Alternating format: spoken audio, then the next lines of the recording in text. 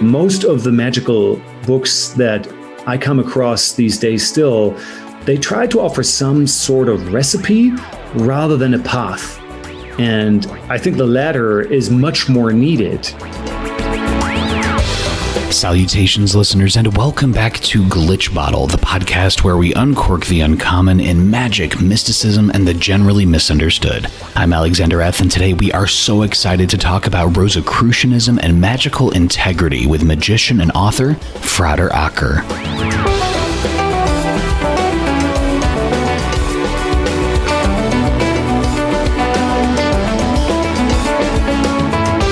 Frater Acker is a lone practitioner of the magical and mystical path. Since 2009, he's been the author of theomagica.com, where he shares in-depth magical blog posts, essays, and other invaluable resources. In 2020, Frater Acker founded Paralibrum, an online site that offers in-depth independent reviews of bibliophile occulture. And he founded this together with Frater UD. And Frater Acker also continues to be an active collaborator of Quaria Magical Training, which I know many listeners are familiar with as well from previous guest Josephine McCarthy. Frater Acker holds an MA in Communications Science, Intercultural Communications, and Psychology, as well as certifications in Systemic Coaching and Gestalt Therapy, and he studied Western ritual magic in theory and practice at Imbolc, and he's been actively involved in magic for more than 20 years.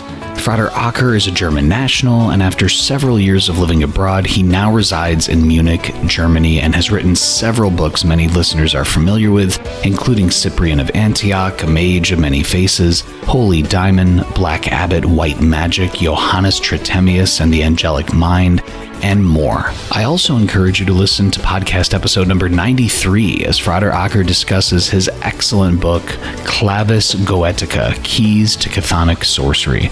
In this episode, we're so excited to chat with Frater Acker about his latest tome, Rosicrucian Magic, Becoming Alike to the Angelic Mind, which is an excellent book, a deep book of magical reformation that lays a path of contact with spirits and beings through the lens of integrity. And at the heart of the book, for the first time in the English language, Frater Acker also presents a full translation and in-depth analysis of a forgotten high-degree ritual from the famous Order of the Golden and Rosy Cross. I also want to thank each and every Glitch Bottle patron on Patreon for your wonderful questions for Frater Acker, which, as usual, were so excellent. And now to help us uncork the uncommon, let's welcome back Frater Acker.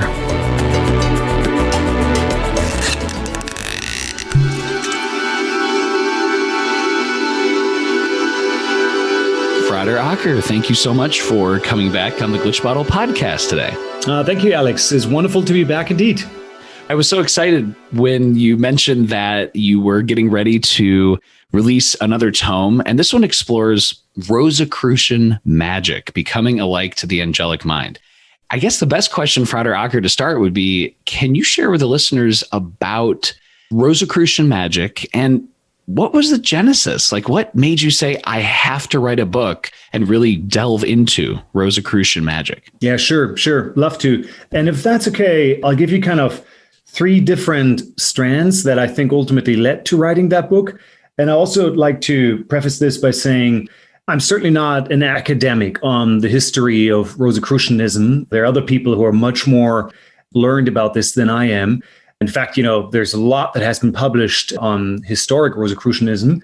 Also, I'm not involved with any order that claims to work in the lineage of the Rosicrucians. So any kind of organized endeavor, magical, mystical, or social, I'm not involved with. That doesn't make a judgment call on their work. It just says I probably don't know what they're doing, and I'm coming from a very different approach here. So the genesis of this book, but also the genesis or the background of my involvement, engagement with the Rosicrucian magic is entirely through the lens of a sole or lone magical practitioner. So through that lens, then, I think I can give you three answers to how this book came about. I think the most important one for me personally is that, I happen to live in Germany. I happen to have been raised here. And so from a magical point of view, me working with the German land now for the last 10 years at least, quite intensely, there's a connection back to other people who lived on this land. I wouldn't call them my ancestors because, certainly they're not blood ancestors, but I would call them ancestors as such, other people who live on this land just like me. It's easier to connect into that ripple that they created back at the time. If you live so close to where they've lived and worked, just like an hour's car ride away from where I live, you can still see a lot of the churches that, came from a Protestant background and were very much involved with this Rosicrucian spirit as it emerged in the early 17th century. So I think the physical proximity has a lot to do with this. And if I was to live in a different land with a different magical history and background, then I probably would also be writing different books. The second strand actually is a little bit more in the past. Actually, that's a story that I was trying to get into the book, but it just didn't fit. This actually goes back to the very, very early days of when I started to engage with magic through a lens where I was at least conscious enough that I could say this is a thing and I really want to get involved with it. I probably was 15 or so at the time. And there was one particular night, I want to share that experience with you because it really left a mark on me. We were growing up at that time, obviously, without social media, no internet, no Instagram, nothing like that. We didn't even have mobiles. If you wanted to go out at night, you relied on the fact that people would show up at the time that you had agreed upon because there was no such thing as text messaging. We used to hang out in a pub that was actually quite far away from where we lived. Either, you could get there by bicycle or if you were lucky enough to know someone who was 18 and had a driver's license, they would maybe take you there. And as people do in Bavaria when they're 15, 16, we would hang out in this pub at night, drink beer and chat. It was a beautiful pub next to an old mill in the middle of a deep forest. Actually, quite a magical setting. Later on, I was doing a lot of my early magic in that area. So we were sitting there, beautiful in candlelight, teenage children, thinking about magic, talking about magic, what other great people had done before with magic and what we wanted to do with magic. Walking that line between nostalgia, romanticism, a huge amount of incompetence, but also a huge amount of fascination. And my girlfriend at the time had brought a friend along. Other than that friend, it was kind of always the same people who would hang out there. Her name was actually Tara. She had a father who was working as a doctor without boundaries. He would kind of go to conflict zones and then help people there, heal them, etc. And she was a little older than we were. I think she was 18 or 19 at the time, and probably came with us because there was nothing else to do on that night. And I remember us talking for quite a while, and she just wouldn't say a thing, just sat there and listened. And I remember it was, halfway through that night that she kind of began to speak, and she looked at me directly and she was asking me, why do you actually think you have time for that? And with that, she meant doing magic. And I was a little startled because she had been listening to everything that we had kind of shared and thought about magic up to that point.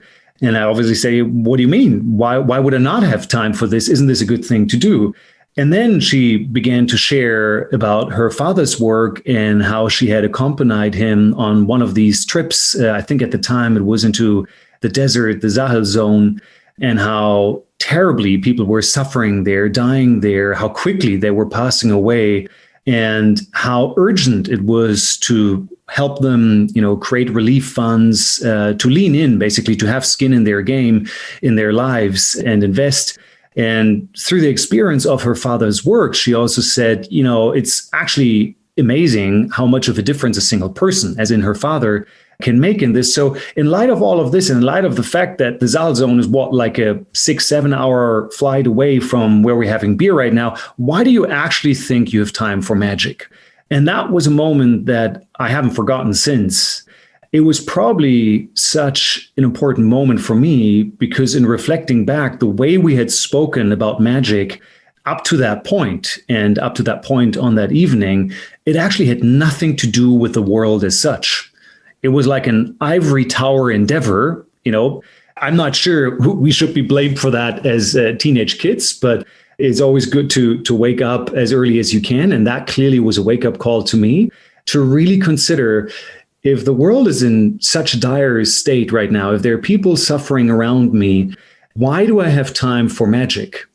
Now, what was clear to me at that time, 15, 16 years old, was that me doing magic wasn't a choice. Like this, I needed to do this. It was like in my blood everywhere. I had been obsessed with it already for 3 or 4 years at that time. But what I had a choice about was to choose where this magic should make a difference, only in the small circle of my own life, or possibly beyond that for other people as well. And so reflecting on how we had spoken about magic was very clear that we hadn't spoken about the Sache zone. We hadn't spoken about other people. We had basically spoken about ourselves, about demons, spirits, whatever, what have you, and how we could engage with them. That episode, really stayed with me and never left me. Why do I have time for magic if the world is in such a shitty place? And so that informed what I studied at university to better understand, how did we even got into this place as a human species? What are the motivating factors through a social lens, through a cultural lens, through a communication lens? And at the same time, I was trying to further and push ahead in my own magical work, knowing that whatever I wanted to do it with that magic later on, I needed to build and lay strong foundations in the first place because I simply had no skill. So take that kind of forward to where we are today. That is partially of why I've written this book, because that very question, why do you actually think you have time for magic, is at the heart of Rosicrucian magic. It's at the heart of the spirit of the kind of reformation that these young folks really at the beginning of the 17th century were promoting.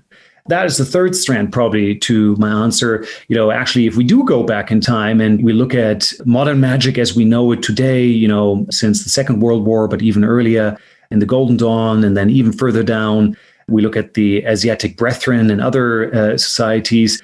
A lot of that would have been impossible without some of the impulses that the Rosicrucians set free, some of the sparks that they set free at the time. And to understand the boldness of their endeavor, I think you need to know at least a little bit about the late 16th and early 17th century. You kind of need to know just enough to understand what a compromised place it was, how any kind of order that people had experienced was falling apart. And in fact, it puts our own experience into great perspective. If you think today is a dire place, then I think it's a very sobering perspective to go back to, the period of the 30-year war and other things that happened at the time, the plague, etc., to just kind of sober up and understand what a privileged life most of us in the West are still leading today. So, at that time, Catholic orthodoxy, after 1,000 years, more than that, 1,500 years, was beginning to break up. It was beginning to show really deep cracks. Catholics at the time were really carrying in skeletons into their churches to give people some reason, at least, to come. They were trying to make service a spectacle, more so than it had already been, in order to capture people's imagination and make them come in. So they lost their roots into actual lived spirituality more and more. They kind of became the Marvel universe of their own time. As long as you can entertain, everything is good. Power politics at that time were incredibly ruthless and violent. Up to that point, most people with, some sort of income, or especially if they were authors or copyists or whatever, unless they were in the church, they would have looked for the patronage of a ruler, of whom there were many, many during that time, because nation states obviously didn't exist. And that patronage would have given you security and safety to do your work. And all of that was falling apart. It was harder and harder to kind of, if you want, get a stable work environment to just do your work. So it was in that kind of time that a small group of people came together. And the name that today kind of rings the bell most is Johann Valentin André, who really was the author of at least 2 of the original Rosicrucian manifests. He was very young at the time, 23, or by the time that he was 23, today we believe all of these 3 documents were already written. So he was a really young man. His teacher was Tobias Hess, a very learned man who had been in contact with the family of the Andres for a long time, an alchemist as well. And Tobias Hess, again, was very much influenced by a guy whose name is Simon Studion, who is much less known than either Tobias Hess today or Andre themselves. But he seems really to be the person who brought this group together, around whom they kind of came together. He did a lot of work, Simon Studion, on apocalyptical numerology, stuff that, we probably today wouldn't delve in as deeply as he did, and even Andre later on dismissed it. But Simon Studion is a wonderful example of someone where he thought the center of his work, this apocalyptical numerology, and, he filled 2 huge tomes with the writings on it. He thought that was the center of his work. That was the legacy of what he would hand over to people like Tobias Hess and others, and it would create a ripple over time. And that totally wasn't true. These books are mainly forgotten today, and people don't necessarily do as much apocalyptical numerology as he did. And the reality is that the legacy that Simon Studion left and Tobias Hess left was the actual periphery of what they thought was the center of their work. And that you can observe, I think, repeatedly in time, that people think what creates the heart of their work, what matters most to them, will be their legacy. But then as time moves on, the reality is that heart of their work, whatever it is, a book or a piece of art or whatever it is, that actually gets washed over and is forgotten. And what is remembered is the work that they did in the periphery. So the periphery for Simon Studion and Tobias Hess was the actual circle of people that they brought together, the actual conversations that they had about life, about society, about what it would mean to lead a mystical life, to lead a magical life in that environment. That was what really created the ripple. And that ripple turned into Rosicrucianism as it was then known at the time. So these would be my long-winded answer to what led to writing this book. A little bit of me just being anchored into this land, where this came from. Then I think part of my own biography of wrestling with how do you make magic count in a world that has gone crazy? And then thirdly, the spirit of reforming man, both individually and collectively, that is really captured in the Rosicrucian spirit. When we think of magicians today, or people who are practicing ceremonial magic or the grimoires, or maybe they're part of a magical lodge system, what do you see, Frater Acker, today that might need reforming, or a reminder about broadening the circumference of the meaning and practice of esotericism? Like, what do you see that's lacking right now? Well, I tried to do my work through a lens where I try to treat everybody really as an adult. And that means as an independent, grown-up person, we all make our own choices. So I'm certainly not coming from the spirit of collective reformation. I'm not trying to create some sort of collective movement or something like that. What I'm trying to express is the spirit of personal inner reformation, my own work with myself, and then offer it up as a choice to other people as well. Because I know that's what I would have benefited more, having more of that when I needed it, when I was younger. So that's probably where I'm coming from, just because of how, who I am and how I best work. Not to dismiss collective work. I think it's critically important as we look at the environmental movement these days. You can only achieve something significant if you work together. So I have huge respect for that. It's just, I know myself, and I know in kind of what arena I can do my best work. So that's what I do. Now, when I look at magic as I see it today, where do we need, any kind of reformation? I actually don't think that my answer applies to magic alone. I think magic is no different to many other areas of our modern life. Look at, how we think about having personal relationships. Our energy these days goes into innovating on technology. Now we have apps like Tinder, and you can find a partner, an intimate partner, like within seconds. But we're actually not so great in innovating on what makes a relationship truly happy, truly fulfilled. Not only in the moment of when you have sex, but maybe over an entire year. Imagine that, or a decade, or maybe if you want to go really bold, over 30, 40, 50 years. You would imagine that now that the ideal of a romantic relationship has been around for at least 200 years, we would get a little bit better at optimizing it but we haven't, like divorce rates are really high up. So I think the spirit of reformation to me means to redirect some of our energy on where we're actually trying to innovate. The innovation for me needs to be at a much more human level than a technological level.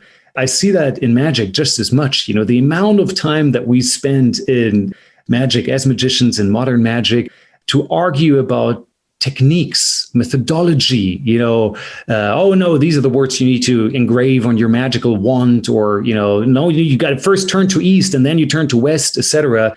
Now, I'm not saying that's not important. Of course, that is important, especially when you're learning the craft. These things matter, and at least they're giving you orientation on what to experiment with and what to try out. But there's a deeper level of magic that bears really important questions for us as human beings with regards to how we want to show up.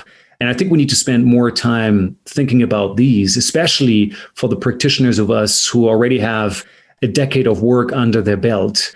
Most of the magical books that I come across these days still, they try to offer some sort of recipe rather than a path. And I think the latter is much more needed. Not that somebody else needs to give you a path. You'll still make your own choices, but we can do a better job in inspiring each other of what our own path could actually look like. The world is such a corrupt place. What if we could make it a little less corrupt through how we show up? It's such a violent place. What if we could make a little less violent through how we show up in our everyday engagement? And magic can contribute to that greatly, really quite astonishingly, in how magic can contribute to that. And I think we haven't unlocked that enough yet.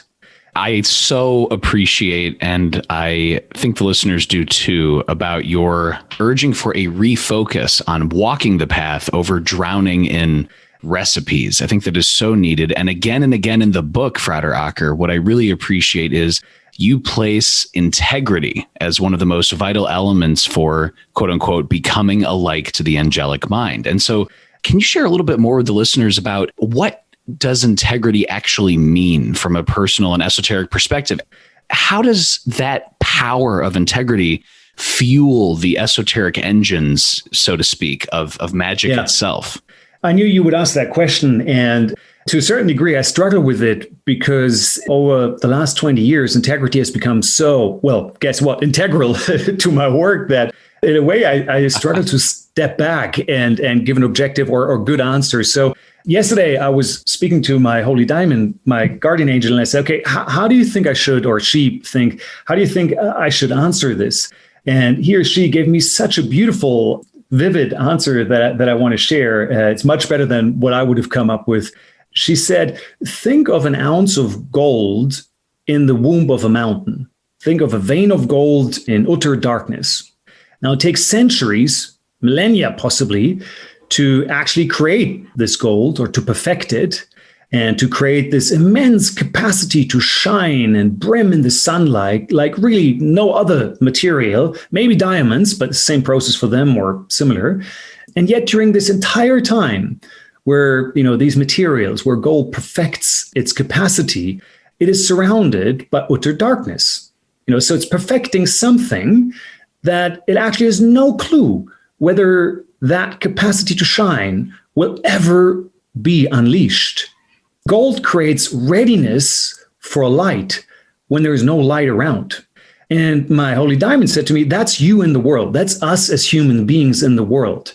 Hopefully you get a little bit more light than what gold gets in the womb of a mountain. You get a lucky day here and there where there's light shining on you. But the idea is that you perfect yourself not as an opportunistic answer to what is around you, but to bring through the best of what you have to give. There's an essential difference between a flower growing on a field, constantly redirecting its bud towards the sun.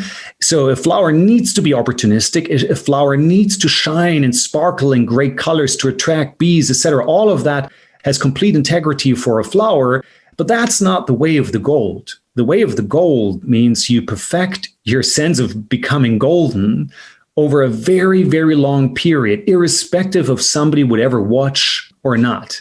that vein of gold, if you imagine it, if it was a being with free will, at any moment in time, it could have said, man, this is really hard, like being this small vein of gold under literally a mountain of rock. Why don't we go the easy way? Why do I just not blend in? And I just also become part of this black, dark rock face. At least I have community then. But, gold doesn't do that. Gold stays true to what it is. So that will be my answer to why integrity matters so much. Integrity is not only about doing what you're doing when nobody's watching. Integrity is also choosing a high and aspirational goal for yourself when the likelihood to fail is very, very high. And in magic, that's what I would encourage people to think about. When you think about that vein of gold or, the material that ultimately becomes a diamond, how do you relate to that? What do you think in 30, 40 years you could look like as a diamond or as gold, not through a selfish sense, as in that you get adored by other people, but that you are of value to other people? What kind of qualities could you bring out of yourself that are valuable to the world around you, however small or big they are, it doesn't matter. And then stay on that path. That's going to be a hard, long path. The reality is, as you kind of think about it, most of us will have very little choice in this. This is not about, a wishing concert or a dog and pony show. Once you begin to know yourself in, hopefully your early 20s, you already know that you're good at some things and you're not so great at others. That sense of, how could Alex's goal look like in 20 to 30 years? You're not actually very free in making that choice. It is to a certain degree given to you. You've already been handed over the gifts of your talents. Now it's all about perfecting them. And magic, from what I know, is the most powerful craft, skill, path, way of working to turn yourself into gold. It's actually not my two takes on why integrity matters. That will be my Holy Diamonds take. A vein of gold in the darkness of a mountain, and how gold creates a readiness for light without light even being around. That is extremely deep. And thank you, Frater, just for sharing that wisdom from your Holy Diamond with us, and your needed reminder as well of integrity. That is beautiful. Oh, and let me call out, Alex. Neither my diamond nor me are chemists, so that might be completely incorrect on how gold is actually created. It might be, in the Earth's mantle already and just kind of travel upwards. That's perfectly fine. Take it as a metaphor, even though it might be chemically incorrect. Yes, absolutely. And I think metaphorically, that is just perfect. What an excellent analogy. And speaking of integrity as well, Frater Acker, and those who do have an angelic mind, I know that many listeners are familiar with, of course, Johannes Trithemius. And could you share a little bit with the listeners about how your book, Rosicrucian Magic, explores Trithemius and his articulation of becoming alike to the angelic mind, and just what that means? Yeah, I'm happy to. So Trithemius had, if you want, a central tenet to his magical program that he was trying to bring out into the world. And that central tenet of his magical program was free will. In that, he was actually following Pelagius, the early church father, very much, because Pelagius got expelled from the church because of precisely that, how he emphasized free will. That's a tough notion because it holds you accountable for whatever you do. So Trithemius essentially said that each one of us, we are surrounded by good and bad angels all the time. At his time, the term angel didn't have any positive connotation. It was just a spirit, a being of a certain rank and a certain environment, but could be good or bad. So we're constantly surrounded by these angels, and free will is the dial with which we tune ourselves into alignment with either of them. So if ultimately, you're kind of troubled by negative spirit, then, hey, work on your free will and dial yourself out of it or dial yourself into something else. I don't want to propagate that life is that simple, but that was the underlying essential notion of his magic. And then all the magic that he was offering really was to either strengthen your positive free will or to help you just tune that dial into the right direction. Now, how that matters to Rosicrucian magic, I think is best understood if you go one step further from Trithemius and you arrive with Paracelsus. Some people say he might have been a student of Trithemius. If that was actually the case, then Paracelsus would have been very young at the time. But he was certainly a student of Trithemius, as the books and the writings of Trithemius are regarded or related to. So Paracelsus expresses this incredibly clear in his writings. Unfortunately, the good man has written so much that few people have read a lot of it. So let me try to dump this down and make this really simple. And let's talk for a moment about the constitution of a human being through the lens of Paracelsus.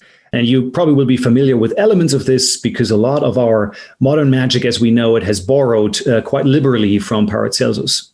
So imagine a spark of divine light, which is your soul, and that spark is embedded into the elements. So initially it kind of gets dressed up in the four elements. And then these elements, again, get dressed up into the spheres of the minerals, of the fauna, the plants, and then the animalistic sphere. Now, there it stops. This is really important to understand. It stops for most people when you look at how they express themselves in the animalistic sphere. And Paracelsus is very clear about this in his writings, that he says most people actually don't show up as human beings. They show up in an animal form. And that means that they have pulled their divine consciousness out of this inner spark through the elements, through the mineral, through the plant-based realm, into the animalistic sphere, but not beyond that.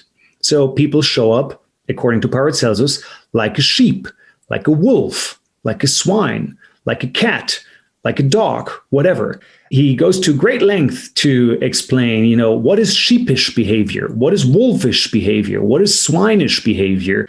And he's not at all dismissing it. He said there's some really good things in sheepish behavior. There's also some really good things in wolfish behavior, but none of it is human. Everything is colored and imbued in the qualities of these animals. So really important to understand, Paracelsus doesn't judge that. He just says none of that is truly what humans are meant to do.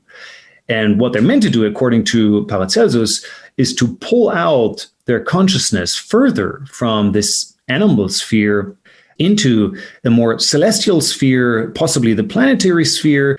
And here again, you run the risk of being colored by the various planets then with whom you might be interacting. Again, that's not good or bad. If you get too much of Venus or too much of Saturn, you'll suffer from that. But at least you're at a more raw and essential form than in the expression that you would see with the animals. And then the final trick is to kind of align your consciousness from that one step further into an angelic realm that is not the same as the planetary realm. So this is the work that we're here to do, is to pull our consciousness out of this skin suit, that we're in, out of this environment to a level of consciousness that allows us to show up in our human form, not kind of in our cave or wherever we're hiding, but in everyday life in a way that is attuned to the angelic mind, in a way that is attuned to something that can help us sublimate, elevate, better ourselves and therefore also the world around us. The way in which Paracelsus portrays this, which also is important to state, is that this is a process that you do not do at all to escape from the world. You do this to embed yourself into the world, to show up in the world with impact, not with the impact that a sheep or a wolf would make, but with the impact that only a human being can make. That is how, what Trithemius really articulated as his magical program, then it very much got picked up by Paracelsus. And then the Rosicrucians, very boldly and clearly said that Paracelsus is kind of a critical spiritual founding father for them.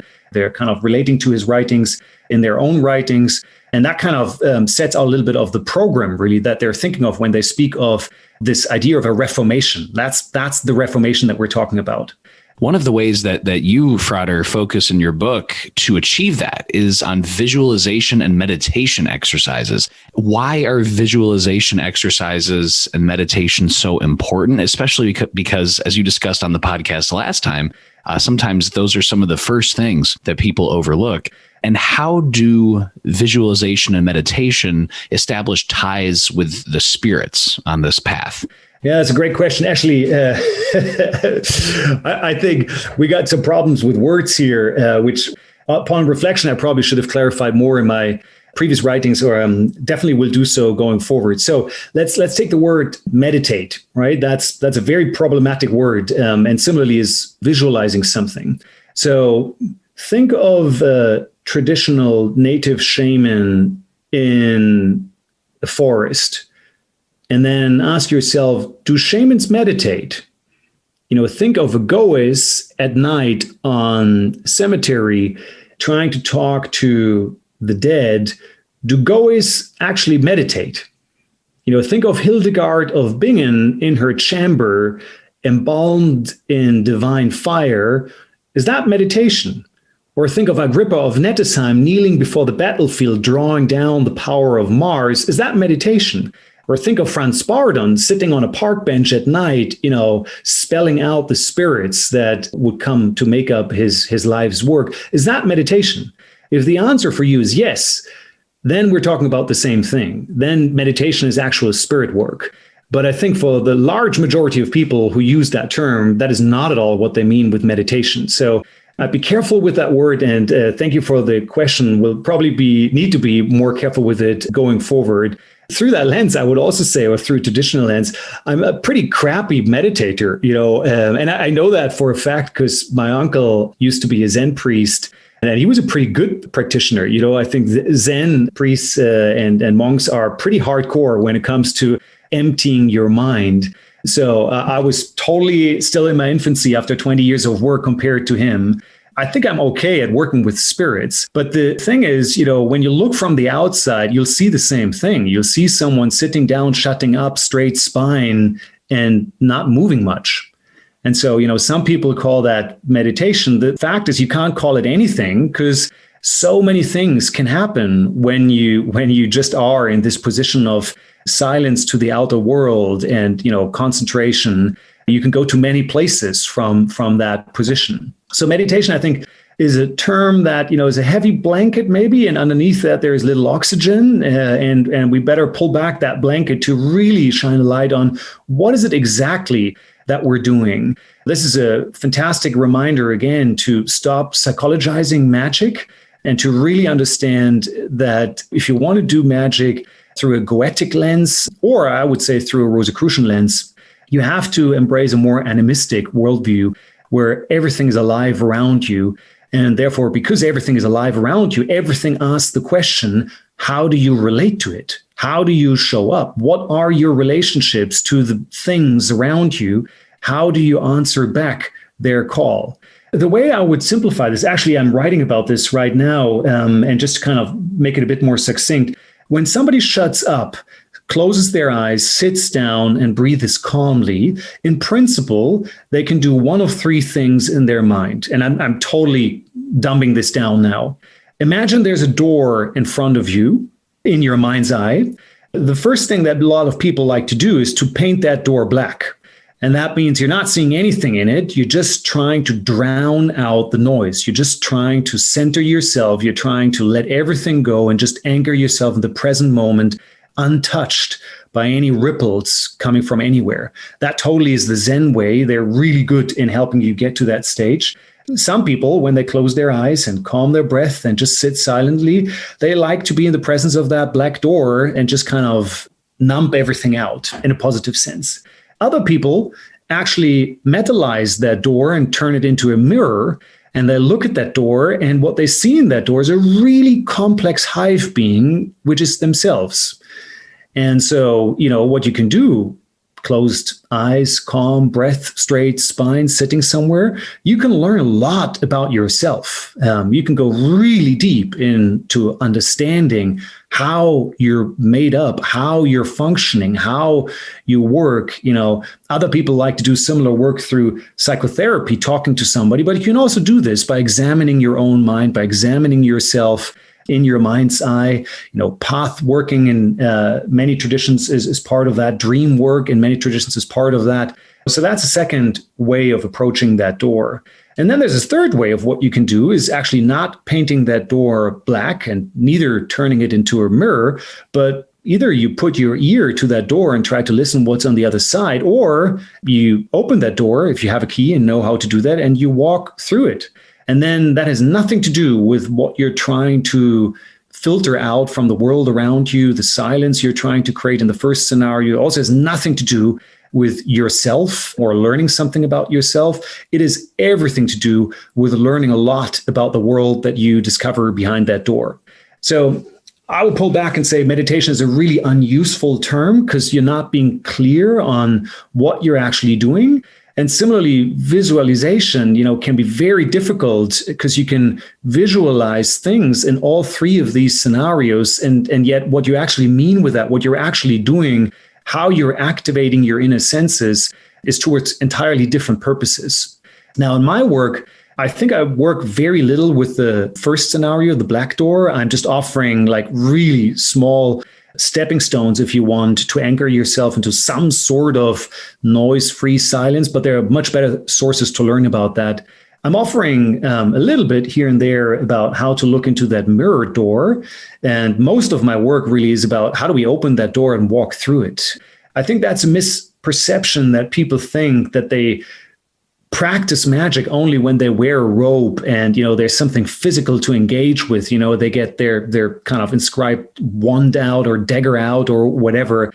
That's just one way of doing magic, and oftentimes an unnecessary complicated one. You can be way more efficient and faster to enter into the spirit world, spirit communion, by just shutting up, sitting down, and walking through that door. In terms of those important ways, as you just delineated, Frater, to connect with very powerful esoteric pathways, with Rosicrucian pathways, I was so excited in your book when, for the first time in English, you presented a full translation and in-depth analysis of a forgotten high-degree ritual from the famous Order of the Golden and Rosy Cross. Can you just sketch out a little bit of the history of the ritual, Frater, and what is the goal of this long-forgotten ritual? Yeah, happy to. So this particular ritual emerged, I would say, from the periphery of that order. It's questionable whether it was ever part of their actual core curriculum, but the alleged author of it, or at least the person who put it into its current form, Bernhard Josef Schleiss von Löwenfeld, he was a member of that order, a very well-known one, got expelled later on, got into a lot of infightings over it. And it is likely that he penned that ritual or put it down to this form at a time when he was already expelled from the order, which possibly gave him a slightly higher degree of liberty and freedom to, craft his own ritual in the way that he felt it's appropriate or effective. It presents itself in a very similar way, like the text of the Sacred Magic of Abramelin, in the sense that it's a father handing over his spiritual legacy to his heir, his son, locked up in a secret box, stashed away, and telling the son that, when you find and open this, there's another box in here, and you can only open it when you're at this or that age, and then you can do the ritual, and it's a one-time off ritual. It's something that you only do once to attune yourself differently to the cosmos. It is a very pure form of self-initiation. And that's what this author hands over to their son. Now, that's genre form of the literature that often was chosen. We have many other examples of where that form of introducing your magical or mystical text was chosen. So we have no way to know whether that was true or not, but it's a classical way of presenting your material. So what this ritual is intended to do is actually precisely what I was describing earlier with regards to Paracelsus' view of the human being, the constitution of the human. It's an attempt of helping you free yourself from the wolf that is caught in your blood, from the sheep that is caught in your blood, and to attune yourself, to bind yourself back to an angelic realm. Now, the way that it's going about that is fascinating and truly beautiful. It is very mystical in a way that sometimes it only takes a small ribbon that you need to tear or bind, and that in itself totally suffices to bind or rip through something on a very deep magical level. Think about what I just said about what meditation is, and if you actually know how to open that door in your mind and walk through it out into the spirit world, if you can then actually combine physical acts while you're in that spirit world, also performing them at a spirit level, you're in two realms at once. You're operating in the physical realm, and then you're operating it in a spiritual realm. Very simple things, or allegedly simple things on the physical level, can actually be hugely complex on the spiritual level. And so this ritual is an example of that. I'm trying to shine light on that in the text, and also give a bit more background of where some of the ideas come from, the historic roots into other traditions that this ritual has. But it's a beautiful ritual of self-initiation. I actually came across it surprised after I had written Holy Heretics, the third book in the Holy Diamond Cycle, which will be published with Scarlet Imprint later this year. And the second part of Holy Heretics deals with a very similar ritual, a ritual of self-initiation. But that ritual in Holy Heretics comes from Paracelsus himself, or a text that is attributed to Paracelsus. And in that book, I'm trying to restore that ritual into a rite that can be worked, operated, lived through by practitioners today. So in Holy Heretics, you'll get my own version of this, as it is kind of founded, rooted in Paracelsus' work. The Olympic spirits, as we'll see, are absolutely critical to doing this work. I had just finished writing that book and completing that when I came across this document from Bernhard Josef Schleiss von Löwenfeld and his own way of doing this work. So it was a beautiful way for me to see that this is a tradition that spans back hundreds, if not thousands of years, people trying to accomplish this work, attuning yourself to the angelic realm in their own ways and fashion. There's not one way of doing this. There are many, many different ways in how you can do this. So I was delighted being able to present this slightly more traditional way in the Rosicrucian Magic book, and then my own way in Holy Heretics, as it will come out later this year. Can you just share a little bit more about that importance of this is certainly not a cookie cutter approach. You could take 100 people going through this exact same long forgotten ritual and attuning themselves, and you're going to get 100 different idiosyncratic ways and navigations of the angelic realm. Can you just share about that? Because I think sometimes people might feel, it's written like this in this ritual book, from 300 years ago. I have to do it this way. And that is not the case. Well, this is a difficult one to elaborate on, because what you're talking about is orthopraxy, the term for the idea that there's only one way of doing this, and you have to do it that way. What I've found about this so far, and I do not want to speak on this point at all with any kind of authority, I just can speak from my own experience, is especially as it relates to the physical realm, the realm, where we spend most of our lives on, there really isn't any thing like orthopraxy. You could do a million different things on the physical level and yet accomplish a very similar goal on a spiritual level. You can change your inner constitution in the same way by a lot of different things that you could do on the outside. So just by looking at what somebody does on the outside, you can't really tell the change they're effecting on the inside. Now, some traditions have found incredibly effective ways of binding together the outer performance and the inner impact. And then, that makes good sense. If they were efficient and great in kind of laying out that path, why not walk it? But where I would be very careful is if anybody says, well, that's the only way. That's kind of how it needs to work. Like it needs to be this word on this wand and this and this and this. I also think there's a lot of, usefulness simply to give yourself, 10 years, 15 years, especially in your early days of learning the craft, to just follow what other people have been doing. Find a good teacher, find a good school. Don't try to innovate everything from the beginning, but just follow in slightly more traditional paths to learn. That doesn't mean that you'll spend your entire life working down that lane or going down that lane, but at least you have a sound foundation.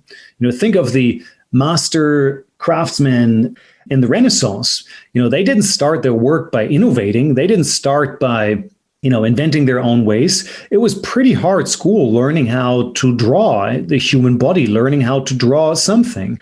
And then later on, you might develop your own style. You might develop really something that is totally unique to you, but you don't start with that.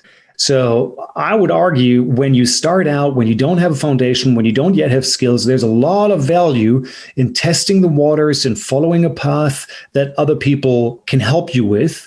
Once you then get to a stage of saturation, if you want, where you have sound skills, then you're in the realm of innovating and doing your own work. But this is really difficult because, look, I think I said this elsewhere.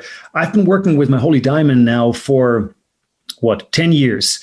And I still can't really tell you what this being is. I have no idea who or when constructed this being, how it came to life. I have no clue. In fact, my Holy Diamond could be a huge parasite, and it could be something that in the long run might not do me very good. I've done as much research as I possibly could to exclude that possibility, but you don't show up as the master in that work. This is not like the world has waited for you to arrive and now kind of lays all its secrets open. All that I know is that when I work with my Holy Daemon, we get to a stage very physically, this is not a metaphor at all, where my Holy Daemon eats my pain and suffering, and I can eat something from my Holy Diamond. I don't understand what that is. And it's like I'm getting oxygen released in my body. I get, freedom. I get pleasure. But we feed off each other. It's like a tree and a human being. What the tree breathes in, the human being breathes out, and vice versa. So my Holy Diamond and I are doing this. And after 30 minutes of doing this with my Holy Diamond, all my pain is gone. All my suffering is gone. I can still reflect on it, but it's no longer in my heart. Now, I have no idea how, my Holy Diamond does that, how we arrived there. I only know it works. So I would say, however far you walk out in that path, hopefully you'll never lose the humbleness, the humility of knowing that, you actually know shit about magic. This is so much bigger than we all are. And if you're really, really lucky, you find a door that you can walk through and something works really well for you behind it, and then hold on to it, then perfect it, then craft something really special from it. But you will never, no one of us will ever explore this entire landscape behind that door. Bathing in the strangeness and not trying to fit everything into a neat little 777 correspondence table on page 358 because it mollifies your rational mind, about embracing the unknown. I think what you learn to live with as a magical practitioner is that you go through these moments of absolute epiphany. You on a magical level, you have these experiences where you feel like, holy shit, like these 10 minutes just changed my entire lives. I emerge out of this ritual, out of this contact as a different being. At least that's how I feel than to how I went into it. When you then try to talk to anybody else over that, they might just shrug and say, well, yeah, and then you took a shower, or what did you do next? It doesn't mean anything to anybody else. You cannot really put this into words. Even when I speak to my best magical friend, who has gone through similar experiences like I've gone through, he could share things with me that are so meaningful and kind of rocking himself so much. And I go, yeah, I know that as well. And then we do this and this and this, Human Yep. beings around you, other human beings, will never be able to understand the gravitas and the significance of this experience that you went through. And that is okay, because we're not meant to speak about these things out loud. At best, we're meant to help each other experience them. If both you and I are listening to a symphony, for example, or a piece of music, or we're both staring at a sunset or art, we may very well indeed be looking at the same sunset or listening to the same piece of music. But that music, still, that art, that sunset still has to filter through the subjective mesh of our consciousness and of our five senses. And that is a concoction, that is a cocktail, so to speak, of a complete, unique, idiosyncratic engagement with that same art. That is something that seems to be lost, where we just want to democratize everything to the point where we immediately experience and know exactly what the other person is experiencing, when in fact we absolutely do not. Exactly. I love that image. Imagine you've experienced this absolute perfect sunset or dawn, doesn't matter, and then you go to somebody else and try to convey what you experienced. And you said, think of orange, think of a lot of orange. And it was like really, really bright, and it will not mean anything to them. But if you instead say, for a short moment, I felt so at peace, I wanted to cry, they probably will be able to relate to that.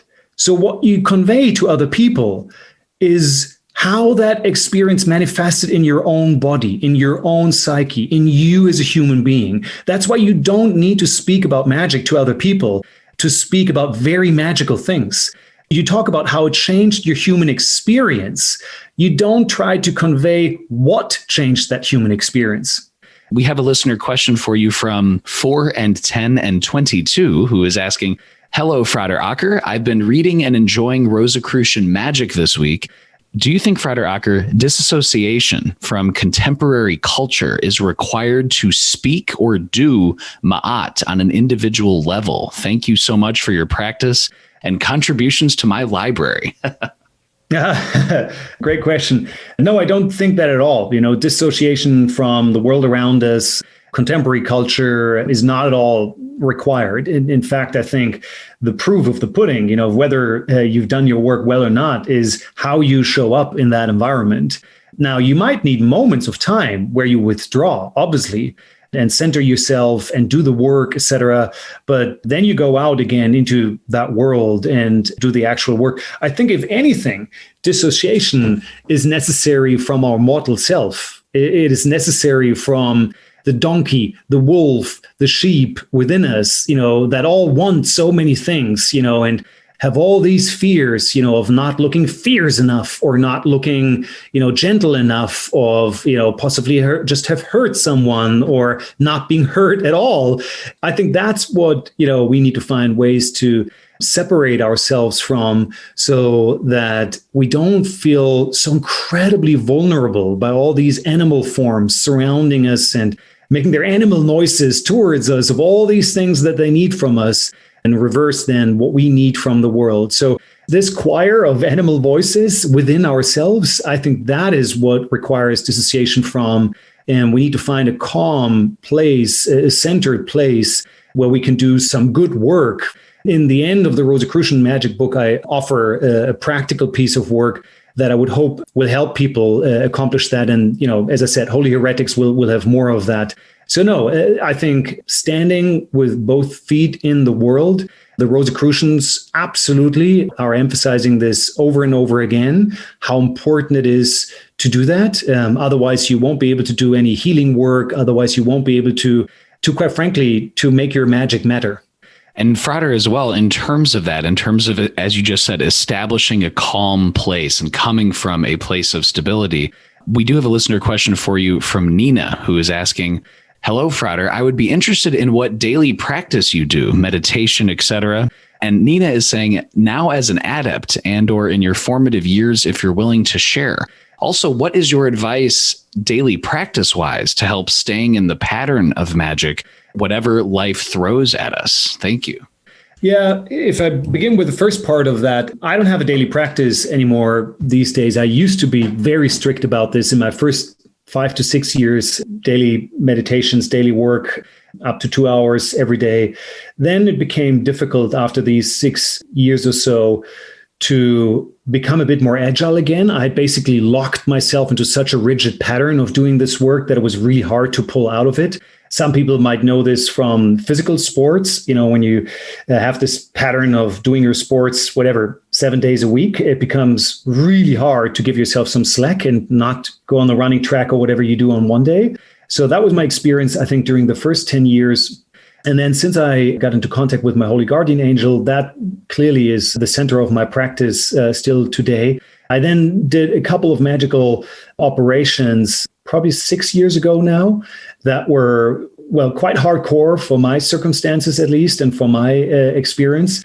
And that meant that I needed to go on a magical Lent for several years. Had I continued that work, I think it would have had very negative consequences for my body, my brain, my mind. It was too intense. So since that, I've done some magical rituals, but I would call them lightweight. And I've spent more time trying to understand the dynamics, the experiences that I made in these first 15 years of very intense practice. Most of my practice today really is with the land, with the spirits that I contacted during these first 15 years. They're all still present. I think sometimes spirits might actually laugh at us or ridicule us when they see how hard we make it, we as human beings, to actually be in touch with them. They're around us all the time. You just need to know how to open that door, walk through and be with them. I would actually say that a lot of my magical practice today is trying to bring the magic through in mundane settings. I would compare this to what I shared about how I think of meditation, sitting in silence in front of this door and then opening it. So what I'm trying to do in a lot of my mundane life today is to open my eyes again, walk around, but keep that door open and see what flows through. How do you become a bridge between, the physical realm, the realm of creation, physical creation, and then the spiritual realm? So these kinds of practices are a little harder to wrap into an exercise or 15-minute snippets. And to me, at least, it runs a little bit deeper into my everyday life, comes also with more ambiguity and more challenges.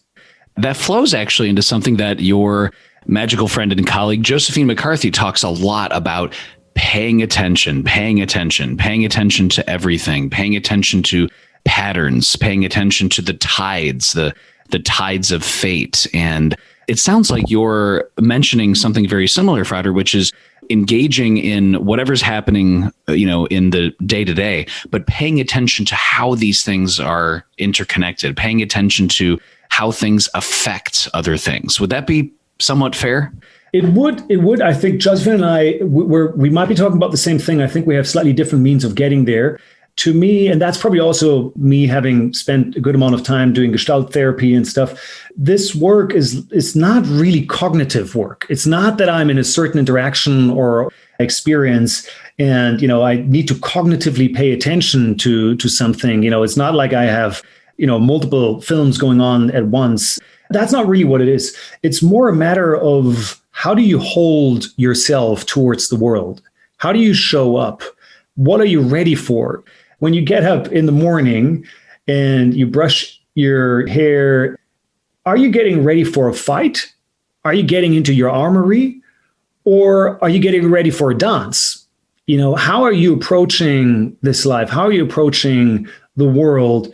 And what are you doing that when you get up in the morning and you had your first coffee, you really don't need a lot anymore and you're ready to give a lot? So I think it's a bit more of, I don't know whether attitude hits it in English, but certainly about how do the world and I encounter each other. And that is sometimes a cognitive undertaking, but mostly it's an undertaking through your heart and hands. Frater, too, we also have a listener question for you from Lucid Themes, who is asking, hello, Frater Acker. Hopefully this isn't too irrelevant for the topic of the interview, but I was hoping to get your thoughts, and Lucid, I totally am looking forward to this as well, on how Quaria and Imbolc differ. Their curriculum appears roughly the same length of time, though the difference in terminology makes it a bit difficult to understand what magical fields the two schools lean more on as someone looking to take on a formalized education. I love your books. Definitely two different approaches, Imbolc and Quaria. I would liken Imbolc to university, with kind of what a traditional university comes with. So there are courses, there are degrees, there are exams. It's very structured work. It's very well codified. It's a bit more traditional in terms of the subject and fields that it covers, but it is incredibly powerful for people who like an academic way of learning, of immersing themselves in work, and also people who like to test how far they've come. I think I said this previously, the amount of tests that I've written and done at Imbolc by far exceed any test I've ever done at university in totality. So for people who like that way of working, it is a beautiful school, powerful and beautiful school. Korea is different. I would not at all liken it to university. I think it's something that offers you a huge resource of tools, a path of how to learn to utilize these tools. But you'll do this alone out in the open. You're on the field. There's no test if you want. So it's very self-guided. You yourself become the tool, the student, and the teacher, certainly during the apprentice section. Yes, there might be a group of you of other students, but there's no headmaster, there's no teacher. You all learn alongside each other. It's a little bit different from a university approach, I would say. I would also say one of the core differences you could see between the two is that Imbolc will take you through different paradigms of magic. So you'll learn about witchcraft, you'll learn about Kabbalah, you'll learn about many other classical paradigms of magic. Whereas Korea is more of a meta paradigm. It tries to break free from all paradigms and work with the actual raw forces immediately. So this is beautiful about Korea because you avoid the trap of getting caught in orthodoxy. But on the reverse, I also really love the Imbolc side because you learn a lot about orthodoxy. You'll learn a lot about what are people traditionally thinking in this paradigm. So I don't think you can make great headways by doing both at once. Some people might, but personally that wouldn't have worked for me. I think it's either or. It might be a choice of life stage, where you're at right now. Totally. It might be a choice of preferences. I would actually hope that beyond Imbolc and Korea, there are great schools out there who find other paths again. As I said before, we can learn magic in many different ways. And these are two wonderful examples of how you can go on a 10, 15, 20-year journey and really make it count. We also have a listener question for you from Scott Dilly. And Scott Dilly is asking, Frater Acker, I am a huge fan of your work, especially your perspective on the big picture and looking at motivations for doing magic. There is great emphasis in the occult on attaining knowledge and conversation of the holy guardian angel to the point where it can be considered the real initiation. How does experiencing the vision of one's good angel tie into Rosicrucianism? Also, Scott says, I'd love to hear about your personal experience with the HGA, especially pertaining to the physical alchemy, quote unquote, you experienced and what the communion is like in the years since. Yeah, it's a multifaceted question. How does the Holy Diamond kind of stitch together with Rosicrucianism? I can give you my answer on that. Other people might answer it slightly differently. The way I work with Rosicrucianism, the way I present it in Rosicrucian magic is not at all as a tradition, but as a living spirit. There's something that these people, these young folks, stumbled upon in the early 17th century that actually embodies a certain kind of spirit. Now, spirit in that sense, take it in the sense of an actual living being that manifested itself through them, and then a shared spirit between themselves. Now, that spirit is absolutely beautiful. It's full of integrity. It's about making your magic count. It is very much bound to making a difference in the world. And it's very rare to encounter it because normally what happens is that whenever this spirit shows up, it gets overformed by human hands, by orthodoxy very, very quickly.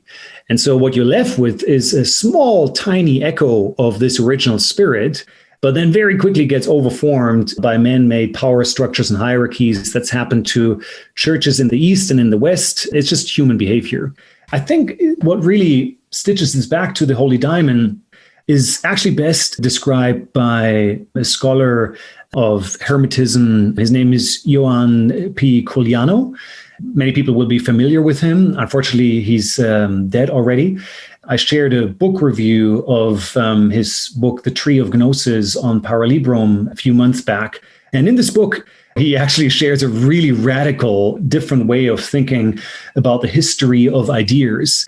And let me expand on that for a second. I'll bring it back to the Holy Diamond at the end. Just follow his thought process for a while. It's incredibly radical. He borrows a metaphor or an image from Einstein. And Einstein, in fact, had borrowed this again from a book that was called Flatland. So imagine, in order to follow his thought, that there's a world that's two-dimensional. A world, let's take a soup, and the surface of the soup is that world. So in that world, you can move forward, you can move backwards and sideways, but upwards and downwards doesn't make any sense to the people who live on soupland, or the soup surface. Every now and then, a spoon might dip through the surface of soupland and, spoon out some soup for another being to eat it. Now, the way the people who live on the soup surface would recognize that spoon inserting itself through the surface is not at all as a three-dimensional object. They would look at it as a horizontal line in multiple stages, creating a huge ripple in their world and then disappearing again. So it was a hugely disruptive experience because they have no idea, no capability to think about upwards or downwards movement and not at all of three-dimensional objects.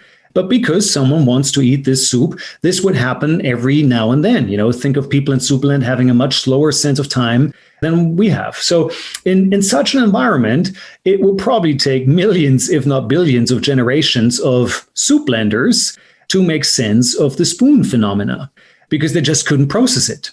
This totally struck me in relation to Rosicrucianism. I think in the early 17th century, when Johann Valentin André and his friends were penning these manifests, I think that's when the spoon hit the soup surface again, and we had contact with this beautiful spirit that manifests so much spiritual integrity. Now, when you work with your holy diamond, you're pulling yourself out of the soup. You're pulling yourself into something that you will never fully understand because your holy diamond lives in a different reality than you do. And you have to be okay with that. If you're blocking this contact through too much cognitive overlay, it's just not going to happen. But if you're able to do it, you'll be able to travel on that spoon for a little while. So that's how I would connect these two. What a fantastic analogy. And I am forever going to associate Spoonland with specific breakthroughs and a contact with divinity. That is so fantastic. What are two or three things, Frater, that Rosicrucianism is not, or perhaps two or three things that you really want people to overcome, whether it's a stereotype about Rosicrucianism or the tradition or the history or anything that you really just want people to keep in mind? Yeah, so I'll give you my 2 cents. And again, in giving you my 2 cents, I do not want to come across at all in creating more orthodoxy, like, oh, but this is what Frater said, like, don't give a shit what I said. Find your own answer. But I, for myself, would say Rosicrucianism is not at all any kind of order or man-made community or, any such thing. In fact, if you read Johann Valentin André's later book, he's very explicit about this, and he holds on to the inner spirit of Rosicrucianism, but he condemns the outer manifestation of it. Rosicrucianism is not an outer manifestation. It is therefore also not a thing. It's not a book. It's not a diagram. It's not an emblem that you can wear or get tattooed or whatever. It's much more ephemeral than that. And then lastly, it is not owned by anyone. Like you can't kind of put a trademark on Rosicrucianism. It is not owned by anybody. Anybody who claims that they can reveal the true and only truth about Rosicrucianism, be very careful. At least I paraphrase it in my own mind and say, well, yeah, okay, maybe I listen to you, but at the end of the day, what I'm going to get is your truth on Rosicrucianism. So, and in the same way, I'm presenting what I've found in working with this spirit. On the flip side of that, Frater, can you share 2 or 3 things that Rosicrucianism is, or rather 2 or 3 things that you want people to just kind of always keep in mind when either reading your book, Rosicrucian Magic, or reading about Rosicrucianism in general?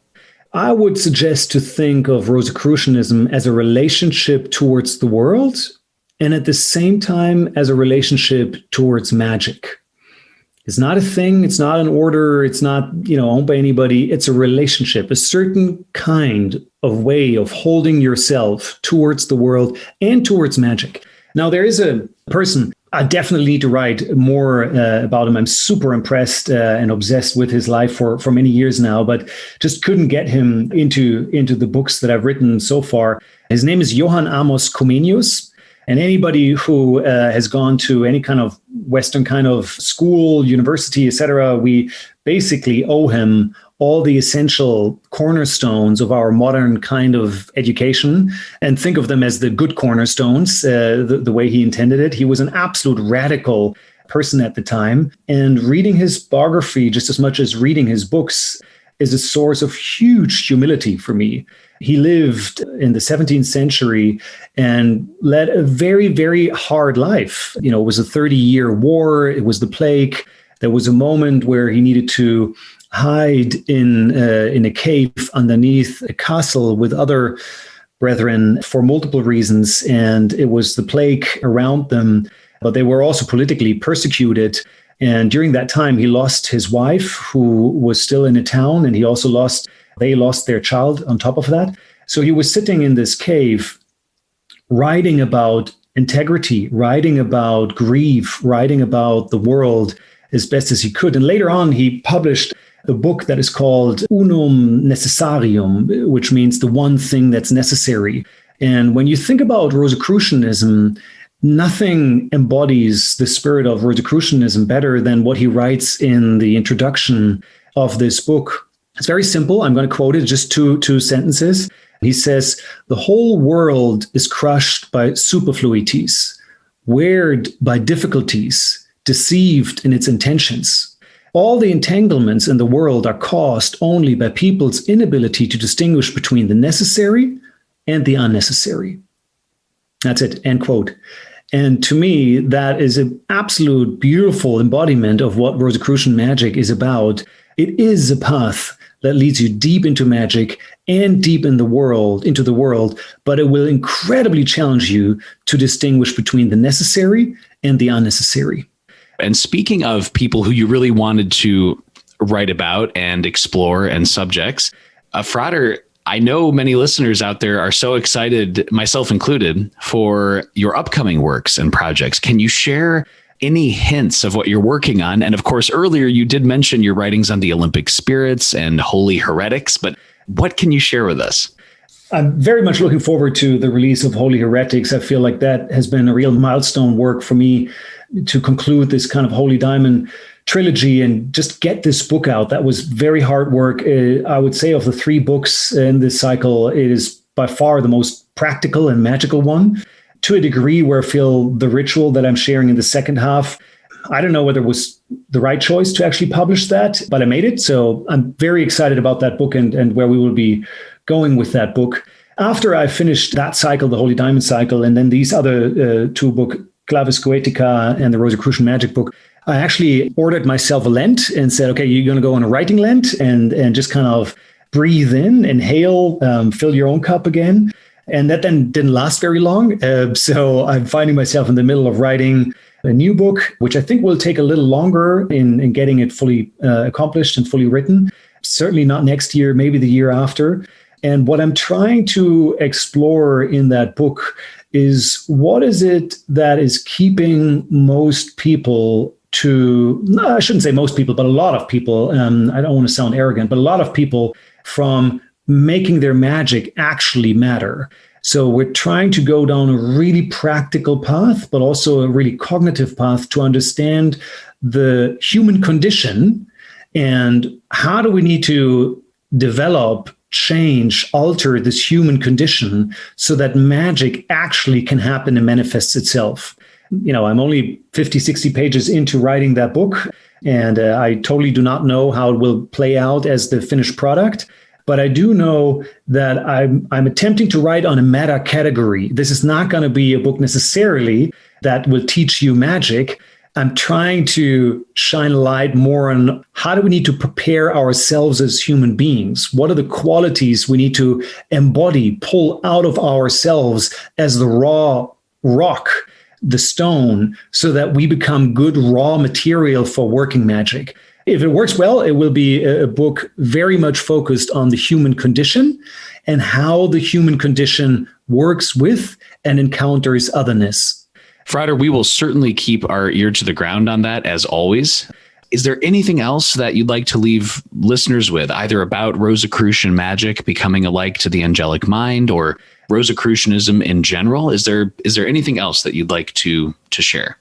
No, just generally, I also in my day job, I work a lot with people on their well-being. We've been going through 18 months of a really, really tough time, most of us at least. It's very easy to feel exhausted, overwhelmed, burned out beyond one's capacity right now. So maybe the only thought I have for closing is, be really gentle to yourself. This might not be the moment in time where you constantly need to impress yourself or impress others with feats of amazement and excellence and grandiosity. Maybe this will be a very average year, and maybe next year will be very average, but that's beautiful. That's great. If you can stay healthy, if you can be surrounded by loved ones every now and then, being okay and gentle and centered in an average year is a beautiful thing when the world is in chaos. So I worry a little bit that in this pandemic and beyond, people are still competing too much against themselves and against others and hold on to notions of grandiosity when calm okayness with where they are right now has so much to offer and so much to give. Loosening the grip on grandiosity and being kind to yourself. What a beautiful reminder. That is, thank you, Frater. And I know myself and the listeners really appreciate that. Author of several books and magician, and discussing his latest tome, Rosicrucian Magic, Becoming Alike to the Angelic Mind. Frater Acker, just thank you so much for taking the time and stopping on the podcast again. Thank you. It was a pleasure being here. Thank you so much. Listeners and patrons, I hope you enjoyed that chat with Frater Acker as much as I did. For me, Frater's words soaked into my bones. It is so important to ask ourselves why we are practicing magic, how we can help others as well as those in our immediate circles, and also why integrity is so important. So thanks to Frater Acker for sharing his time and wisdom, and thanks to each and every Glitch Bottle patron on Patreon for your support and questions, because both are so vital to keeping the podcast engines running and being taken in new and interesting directions. And if you'd like to play a direct role in supporting the podcast with exclusive perks, you can become a Glitch Bottle patron on patreon.com/glitchbottle. And you can also listen to Glitch Bottle on YouTube, Spotify, Apple Podcasts, Spreaker.com, and Stitcher Radio. As always, this is Alexander Ather reminding you to invoke often, uncork the uncommon, and keep the light.